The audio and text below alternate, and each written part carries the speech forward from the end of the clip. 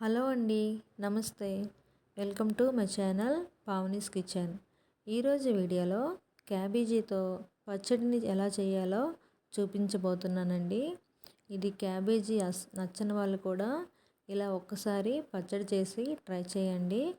అన్నంలోకైనా చపాతీలోకైనా serve చేసుకొని తినొచ్చండి. అంత టేస్టీగా ఉంటుంది.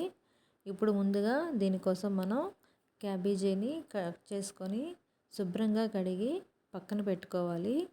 ఇప్పుడు ఈ పచ్చడి కోసం పప్పులను వేయించుకుందామండి. స్టవ్ మీద కళాయి పెట్టి కొంచెం పల్లీలను వేసి మీడియం ఫ్లేమ్లో మంటను పెట్టి ఇలా వేయించుకోవాలండి.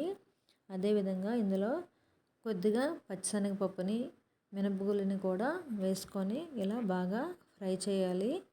ఇదే ప్లేస్లో ధనియాలను కూడా మనం వేసుకొని ఫ్రై చేసుకోవాలండి. నేనైతే వేయట్లేదు. అలాగే జీలకర్రని కూడా వేసుకొని ఫ్రై చేసుకోవాలి. అలాగే కొద్దిగా మనం లాస్ట్లో నువ్వులను వేసుకోవాలండి.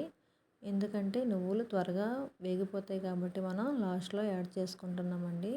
ఇప్పుడు ఇవన్నింటిని కూడా ఒక గిన్నెలో వేసుకొని మనం చల్లారబెట్టుకోవాలి. ఇప్పుడు మనం క్యాబేజీని ఫ్రై చేసుకుందామండి. ఇందులో పచ్చిమిర్చి, వెల్లుల్లి, టమాటాను ఇవన్నీ బాగా మగ్గాక ఇప్పుడు మనం కడిగి పెట్టుకున్న క్యాబేజీని వేసి ఇలా బాగా ఫ్రై చేసుకోవాలండి. దీంట్లో కొద్దిగా పసుపు, ఉప్పు వేసి బాగా కలిపి మూత పెట్టి బాగా వేయించాలండి.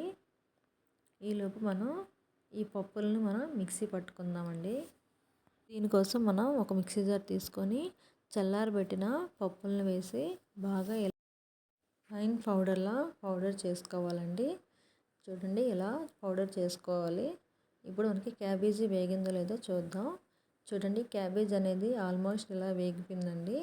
ఇప్పుడు ఇది బాగా చల్లారాక ఇదే పౌడర్ చేసుకున్న మిక్సీ జార్లో మనం వేసుకొని ఇవి కూడా మిక్సీకి పట్టుకోవాలండి. ఇలా మిక్సీకి పట్టుకున్న తర్వాత మనకి అవసరం అనిపిస్తే కొద్దిగా నీళ్ళని కూడా యాడ్ చేసుకోవచ్చు. ఇప్పుడు ఇందులో కొద్దిగా చింతపండును కూడా వేసుకుందామండి. అలాగే ఉప్పును కూడా చూసుకొని వేసుకోండి. నాకైతే కొంచెం ఉప్పు పడింది, అందుకే నేను వేసుకుంటున్నాను.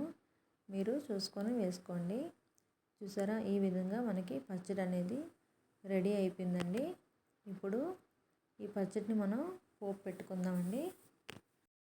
పోపు కోసం ఆయిల్లో ఆవాలు, ఎండుమిర్చి, కరివేపాకు, కొద్దిగా ఇంగువ వేసి ఈ పోపుని మనం పచ్చడిలో వేసుకోవడమేనండి.